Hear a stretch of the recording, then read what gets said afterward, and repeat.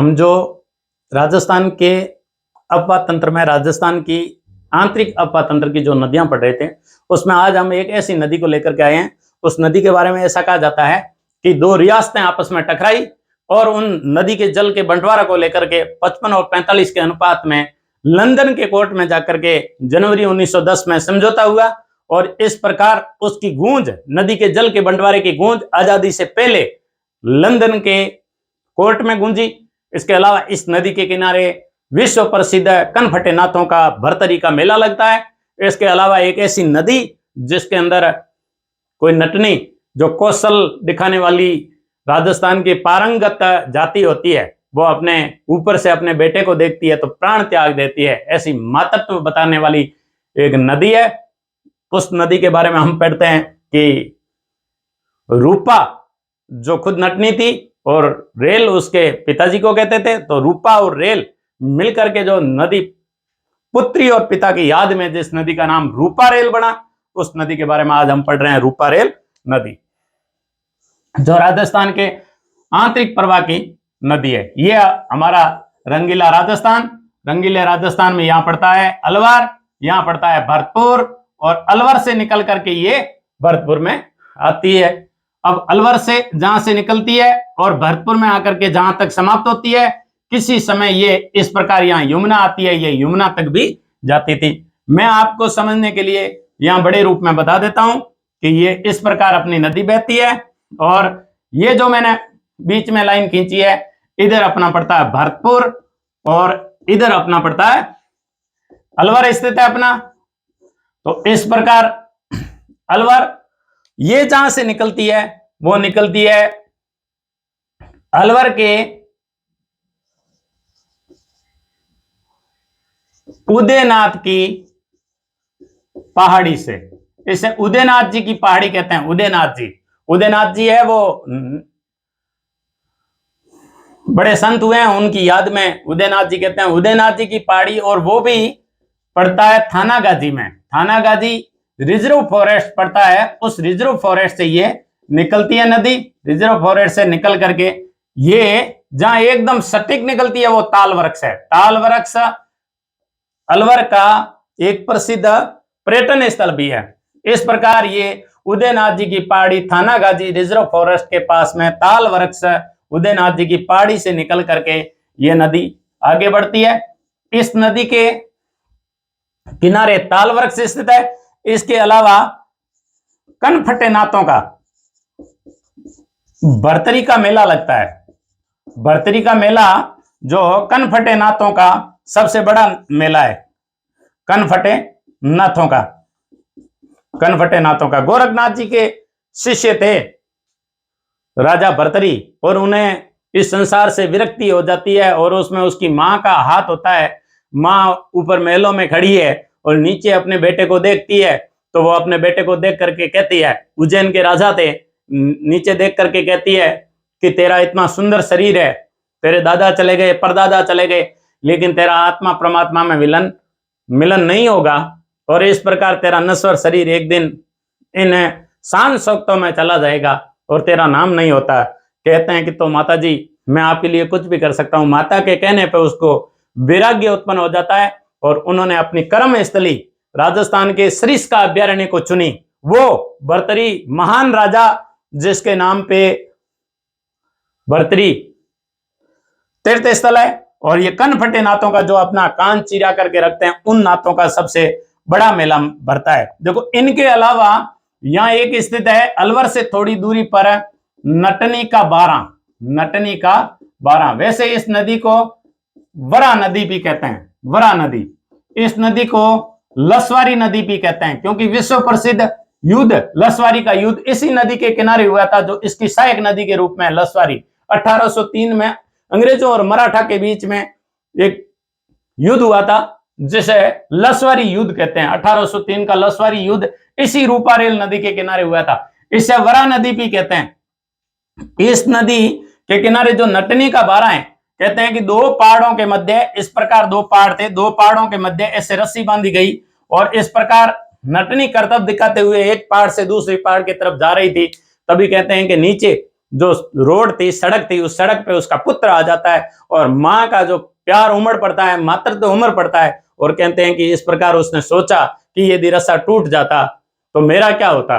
नीचे आकर के वो अपने बच्चे को आंचल में लेती है, तब ये भाव भरती है कि ऊपर से रस्सा टूट जाता तो मेरे बच्चे का क्या होता।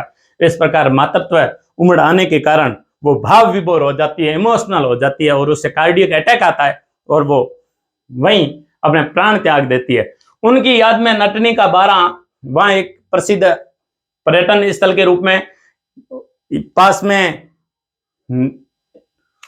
जो राजस्थान की पारंगत कुशल जातियां होती है, नट जाति, उसमें राजस्थान की करतब दिखाने में और अपने हुनर में एक माहिर जाति है नट।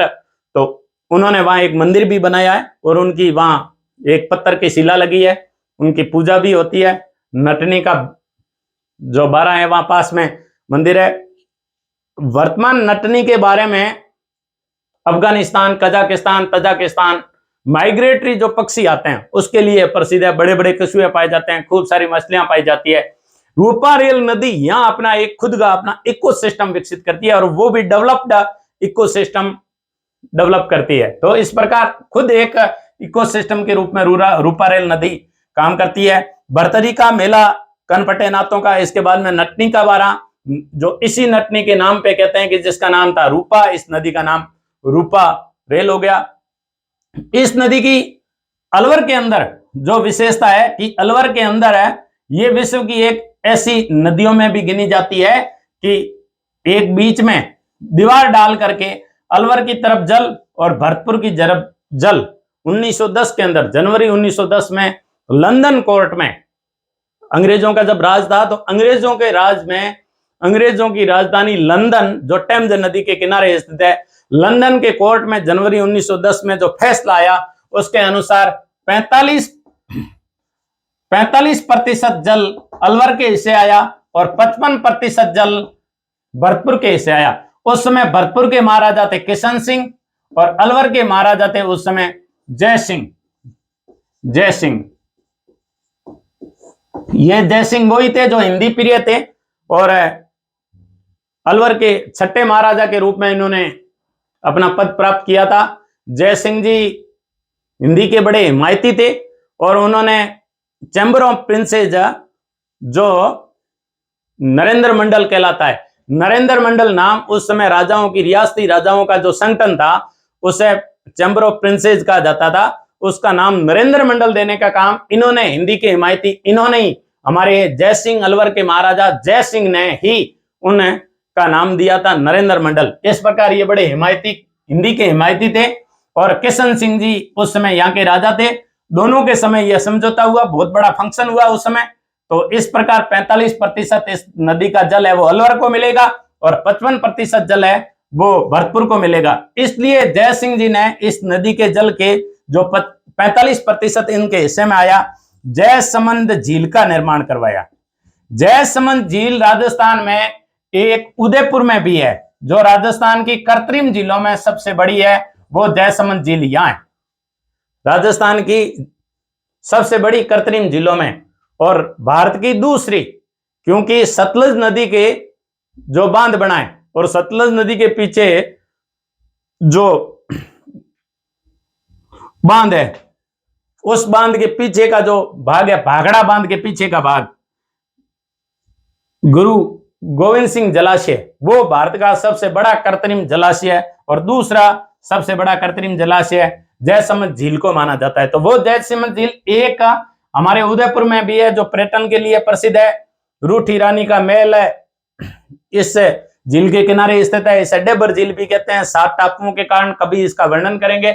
लेकिन रूपारेल नदी के किनारे भी एक जयसमंद झील है। इस जयसमंद झील का निर्माण महाराजा जय सिंह अलवर ने जनवरी 1910 में 45% रूपारेल नदी का लंदन कोर्ट में हुए फैसले की क्रियान्विति के लिए, जल को रोकने के लिए जयसमंद झील का निर्माण इसी रूपारेल नदी के किनारे करवाया था और बीच में एक दीवार बना करके पानी को बांटा गया लेफ्ट और राइट में। जो राइट में आता था वो जल है वो अपने भरतपुर में आता था और बाकी का जो बांटा गया वो जयसमंद झील में जाकर के गिरता था और इस जयसमंद झील से ही आसपास के क्षेत्रों को जलापूर्ति होती थी। जब हम रूपारेल नदी में सहायक नदी की बात करते हैं तो इनकी सहायक नदी है गोलारी, इन रूपारेल नदी की सहायक नदी है नारायणपुरी, सहायक नदी है सानगंगा, सहायक नदी है सूकरी, सूकरी सूकरी सानगंगा, नालाक्रोती, नालाक्रोती,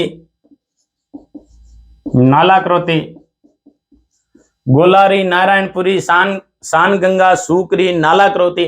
देखो ये सूकरी है, और हमने जब एक नदी पढ़ी थी सूकड़ी, सूकड़ी लूणी की सहायक भी है और सूकड़ी जैसलमेर की भी है, लेकिन यह है सूकरी, यह नदी है सूकरी। एक नदी ऐसा का ऐसा मिलता नाम और आएगा जिसका नाम है सूकली, आगे पढ़ेंगे हम किस प्रकार सूकली नदी। तो सूकरी नदी है, सूकरी, सानगंगा, नारायणपुरी, गोलारी, नालाक्रोती, लसवारी, वरा, ये रूपारेल नदी की सहायक नदी है। रूपारेल नदी जब भरतपुर में प्रवेश करती है तब इसके किनारे विश्व प्रसिद्ध एक लोहे युगीन, जो लोहे काल के भी अवशेष पाए गए हैं। इस प्रकार रूपारेल नदी, इसके किनारे 9 गांव में 9 सभ्यता स्थित है। 9 सभ्यता, 9 सभ्यता महाभारत काल से लगा करके, मौर्य काल से लगा करके, शक, सातवाहन या 5 संस्कृतियों के अवशेष मिले हैं। 5 संस्कृतियों के अवशेष मिले हैं। 5 संस्कृतियों के अवशेष में जो महत्वपूर्ण अवशेष थे उसके बारे में अपन यदि बात करें तो यहां एक यक्ष की मूर्ति मिली है, जो भारत की सबसे बड़ी यक्ष की मूर्ति है। स्थानीय लोग इस यक्ष की मूर्ति को जाख बाबा कहते हैं। जाख बाबा, ये भारत की सबसे बड़ी मूर्तियों में आती है, जो लगभग 1.5 मीटर ऊंची है। जाख बाबा की मूर्ति। यहां एक चित्रित ईंट मिली है जो चित्रित पक्षी की है। इस ईंट पर पक्षी चित्रित है, तो चित्रित पक्षी की ईंट यहां मिलने का उदाहरण मिलता है। 9 सभ्यता का उत्खनन है वो 1963 और 67 के मध्य आरसी अग्रवाल और कैलिफोर्निया यूनिवर्सिटी के हमारे इतिहासविद थे आरसी अग्रवाल, और एक व्यक्ति थे डॉक्टर डेविडसन। डेविडसन अमेरिका की जो कैलिफोर्निया यूनिवर्सिटी है, अमेरिका के पश्चिमी तट पर, प्रशांत महासागर के तट पर कैलिफोर्निया स्थित है और अमेरिका के जनसंख्या की दृष्टि से बड़े राज्यों में आता है। और कैलिफोर्निया में हमारे यहाँ मुंबई है, जैसे बॉलीवुड है, वहां हॉलीवुड स्थित है। लॉस वेगास, लॉस एंजल्स, ये सारे उनके नगर है। तो आरसी अग्रवाल ने 1963 और 67 में इस सभ्यता का उत्खनन किया। यक्ष की मूर्ति, जाख बाबा की मूर्ति, जो भारत की सबसे बड़ी मूर्तियों में आते हैं। चित्रित ईंट जिस पर पक्षी का चित्र है, ये महाभारत कालीन, मौर्य कालीन, शक, सातवाहन, टोटल 5 संस्कृतियों के अवशेष इस पर मिलते हैं। इसके अलावा ये जो चित्रित पक्षी है वो मिट्टी की ईंट पर मिला है। 9 सभ्यता के बाद में इस नदी पर जयसमंद बांध के अलावा एक और बांध है जो भरतपुर में बना है। ये इधर अलग भरतपुर में ये नदी एक सिकरोड़ी गांव के पास में आती है, इसलिए उस बांध को कहते हैं सिकरी बांध। सिकरी बांध के पीछे जो झील बनी है उसे कहते हैं मोती झील। ये मोती झील ये भरतपुर की लाइफलाइन कहलाती है। भरतपुर की लाइफलाइन कहलाती है।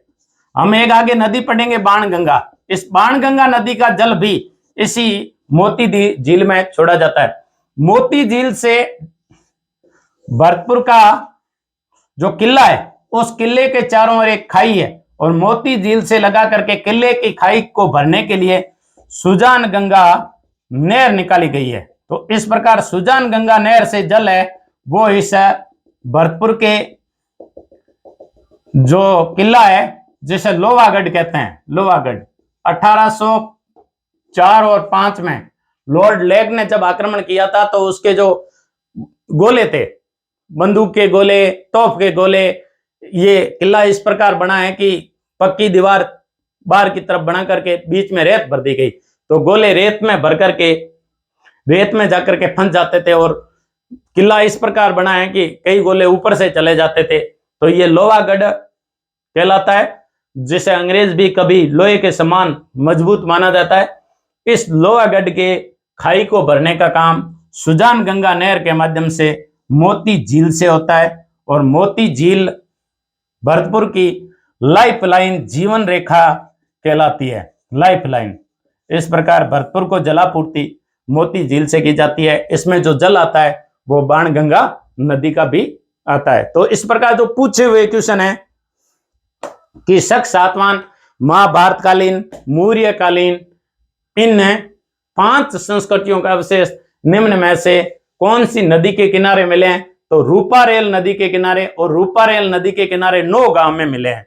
अच्छा, मोती झील से सुजान गंगा जो नहर निकाली गई है उससे जलापूर्ति होती है, तो लोहागढ़ का पूछा हुआ क्वेश्चन है। और एक क्वेश्चन जो पूछा है, उदयनाथ की पहाड़ी से कौन सी नदी का उद्गम होता है? अब देखो, क्वेश्चन की वैरायटी पूछी जा सकती है। इनके अलावा भरतरी जो कनपटे नाथों का मेला है, इसके अलावा जैसे ये बात आती है कि नटनी का बारा, इस प्रकार 2 पहाड़ों की हमने बात की, ये क्वेश्चन पूछा जा सकता है। जैसे पिसोला झील में नटनी का जो है स्मारक स्थित है, नटनी का चबूतरा है। ऐसे ही जालोर के किले पर भी, किले में यदि नटनी का चबूतरा है कि जालोर का जो सोनगिरी, सवरणगिरी ग्रेनाइट सिटी का जो सबसे ऊंचे में भाग है, जो सोनगिरी पर्वत पर स्थित है, सोनगिरी किला है, उस किले के सामने एक पहाड़ है, उस पहाड़ के बीच में रस्सी बांधी गई, और वहां भी राजा ने ऐसा कहा था कि यदि ये नटनी यहां से यहां आ जाए तो मैं मेरे पूरा किला है वो आधा राज उसको दे दूं। कहते हैं कि राजा ने धोखे से उससे रस्से को कटवा दिया, और रस्से का कटाने के बाद नटनी ने प्राण त्याग दिए। आज भी जालोर के किले का जल है वो नट लोग यूज नहीं करते हैं। नट बड़े प्रतिज्ञाशील होते हैं और वो अपनी शपथ पर कायम रहते हैं। गडरिया लोहारों की भांति वो आज भी जमीन पर जो सोने का प्रोग्राम वो रखते हैं, आज भी जमीन पर सोते हैं और कहीं स्थायी जीवन नहीं बिताते हैं। ऐसे ही जालोर के किले पर नट आज भी अपनी प्यास नहीं बुझाते हैं जल से। ऐसे ही नटनी का बारा में जो इस रूपारेल नदी के 2 पहाड़ों को पार करने के लिए अलवर जिले में स्थित है, आज भी नट लोग इस रास्ते को, जब उनके हाथ में कोई रस्सा होता है, यदि कोई टूल्स होता है, जैसे नट जिससे कर्तव्य बताते हैं, कर्तव्य बताने वाले यदि टूल्स, उसके यंत्र उनके पास में, तो आज भी नट ऐसा मानते हैं कि ये इसे एक चुनौती के रूप में लेते हैं। ये कहते हैं कि हमारे जो आगे पूर्वज थे उनसे हम कुशल नहीं हो सकते, और यदि वहां से पार करते हैं टूल्स लेकर के, जयपुर उनको जाना होता है, तो वो इस रास्ते से कभी नहीं जाते हैं टूल्स लेकर के, क्योंकि वो उन अपने पूर्वज नटनी, जिन्होंने नटनी का बारा जिनके नाम से स्थित है, और अपने पुत्र के वियोग में अपने पुत्र का सोच करके,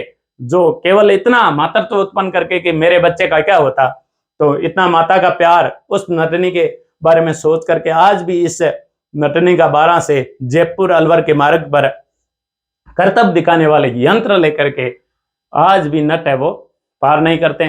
पिसोला झील उदयपुर में, वहां भी उनका एक चबूतरा बना हुआ है, और वो भी क्वेश्चन आया हुआ है। जालोर के किले पर भी आया हुआ है, झील में नटनी का चबूतरा कहाँ है, किले पर कहाँ है, और नदी के किनारे कहाँ स्थित है।